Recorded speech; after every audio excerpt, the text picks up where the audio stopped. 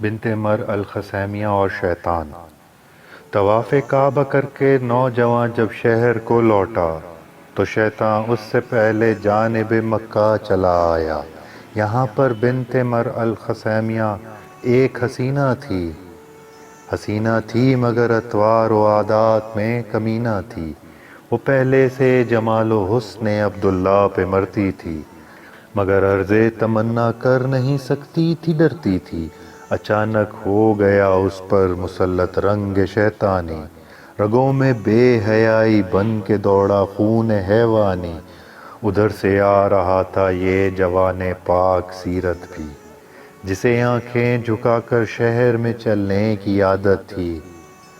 ہوئی آ کر اچانک اب وہ عورت راہ میں حائل، نکالی منہ سے بے شرمی کی باتیں سخت لاطائل۔ کہا سو اونٹ لے لے اور میری جانب توجہ کر، شراب وصل کی خاطر گری ہوں تیرے قدموں پر۔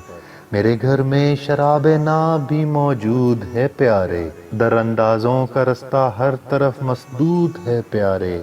کہاں جاتا ہے آ کر مل، جوانی کے مزے لوٹیں، اندھیری رات میں جوش نہانی کے مزے لوٹیں۔ حیا و شرم کے باعث ادھر گردن خمیدہ تھی، ادھر عورت وفور جوش خون سے آب دیدہ تھی۔ اب اس نے اس طرح دستے جواں کو زور سے کھینچا، زبردستی اٹھا کر لے ہی جائے گی اسے گویا۔ سردار عبداللہ کی پاکیزگی۔ بدی کے جوش کو پایا یوں ایمان کا طالب، جوان ہاشمی کی شرم پہ غصہ ہوا غالب۔ کراہت اور نفرت سے جھٹک کر ہاتھ عورت کا، زباں سے اس طرح گویا ہوا پتلا شرافت کا، کہ ہٹ جا دور ہو، کرتے نہیں اشراف کام ایسا۔ سمجھتا ہوں میں بدتر موت سے فعل حرام ایسا، اگر تو وقت کو کہتی تو شاید مان جاتا میں، مطابق رسم قومی کے تجھے بیوی بناتا میں، مگر تو نے تو بے شرمی دکھائی اور بہکایا، فریب و مکر سے مجھ کو گناہ کرنے پہ اکسایا۔ تیری صورت سے بھی ہے اب مجھے احساس نفرت کا، شریف انسان پہ لازم ہے بچانا دین و عزت کا۔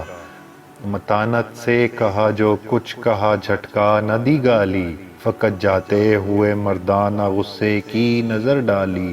دکھائی مرد نے جب اس طرح کی شوکت ایماں، ہوئی شرمندہ عورت پست ہو کر رہ گیا شیطاں۔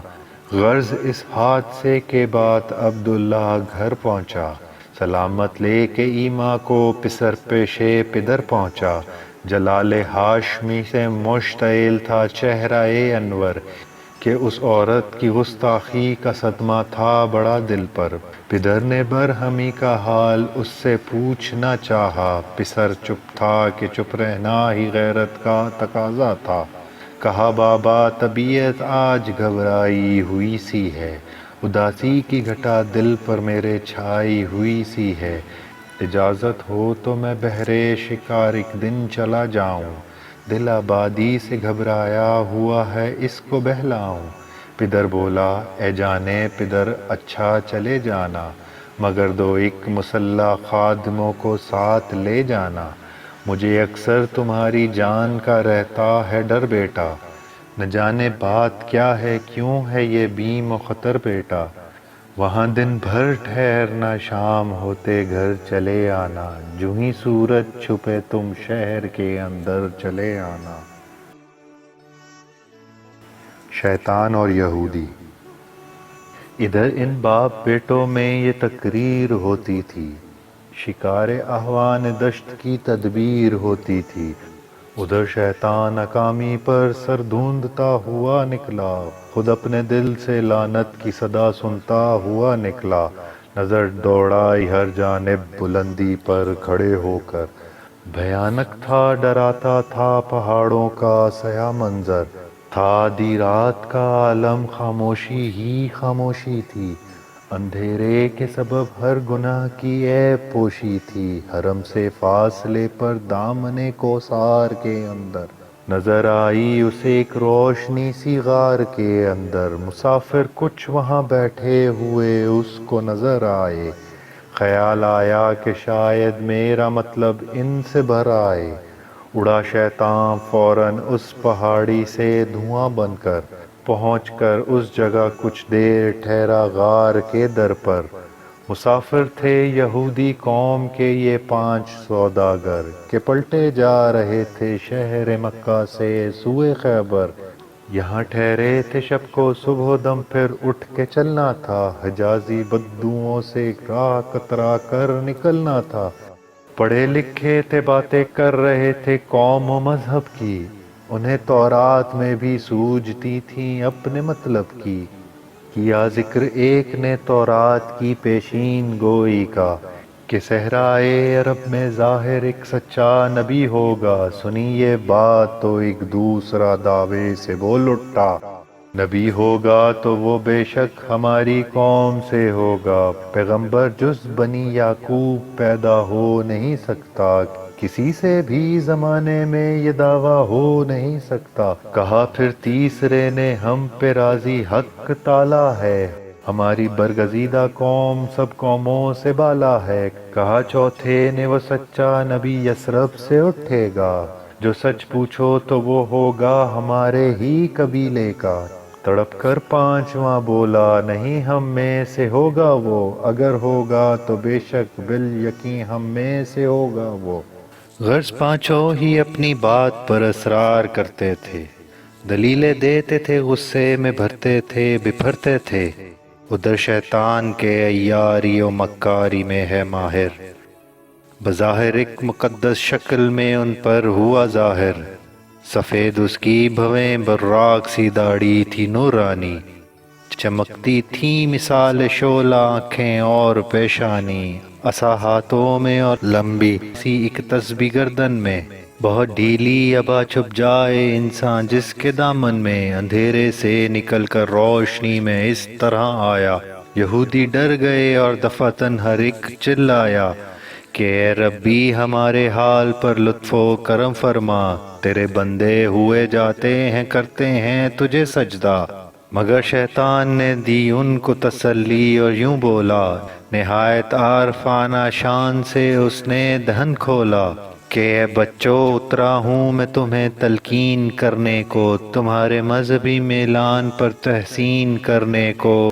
نبی کے مسئلے پر تم جھگڑتے تھے جو آپس میں سنتا تھا وہاں بیٹھا ہوا بیت المقدس میں۔ خیال آیا کہ چل کر تم کو سیدھی راہ بتلاؤں، یہودی قوم کے ایک فائدہ کی بات سمجھاؤں۔ سنو ایک بات کہتا ہوں بہت ہی رازداری کی، مخالف میں تمہارے طاقتیں پروردگاری کی۔ وہ عبد المطلب جو آج کل سردار مکہ ہے، قریشی ہاشمی ہے، مالک و مختار مکہ ہے، پسر ہے اس کا عبداللہ، اس کو جانتے ہوگے، اسے مکے میں دیکھا ہوگا اور پہچانتے ہوگے۔ وہی لڑکا ہے جس کے سلب سے ہوگا نبی پیدا، مشیت آج کل ہے آل اسماعیل پر شیدا۔ میرے بچوں نبی پیدا ہو اگر اس گھرانے میں، نہیں ہے پھر کوئی اپنا ٹھکانہ اس زمانے میں۔ وہ اسماعیل کی اولاد کو شاہی دلائے گا، یہودی قوم کے حصے میں پھر کچھ نہ آئے گا۔ یہودی قوم پر گویا خدا نے قہر ڈھایا ہے، مجھے یہ امر پوشیدہ فرشتوں نے بتایا ہے۔ یہ قصہ سنتے ہی جوش آ گیا پانچوں لائنوں کو، حسد سے بھر دیا شیطان نے تاریک سینوں کو۔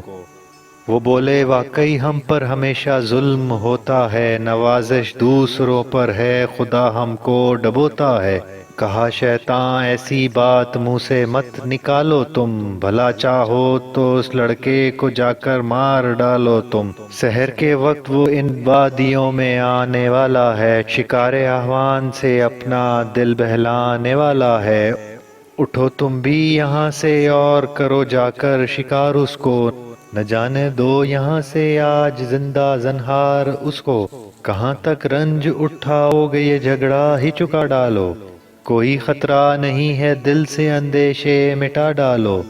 تم اس کار عظیمہ میں میری امداد پاؤ گے، بڑی شوکت ملے گی، مال لا تعداد پاؤ گے، میری امداد سے تم کو حکومت ہاتھ آئے گی، یقین رکھو تمہاری بادشاہی پھر نہ جائے گی، نہ مانو گے تو پھر اس کا ملے گا تم کو خمیازہ، جو چاہو تو ابھی کر لو میری طاقت کا اندازہ، یہ کہہ کر ایک پتھر پر نگاہ شیطان نے ڈالی، اڑا پتھر جگہ سے باوجود بے پرو بالی، بلندی پر تڑاکے سے پھٹا شعلہ ہوا پیدا، پھر اس سے ایک حویلا 5 گھوڑوں کا ہوا پیدا، مرسا تھے یہ گھوڑے جنگ کے ہر ساز و ساما سے، یہ ساما بھی مرسا تھا عقیق و لال و مرجاں سے، کہا شیطان نے یہ لو میں تمہیں رہوار دیتا ہوں، ہر ایک کو ایک ایک شمشیر جوہردار دیتا ہوں، سحر کے وقت نکلو غار سے میدان میں جاؤ،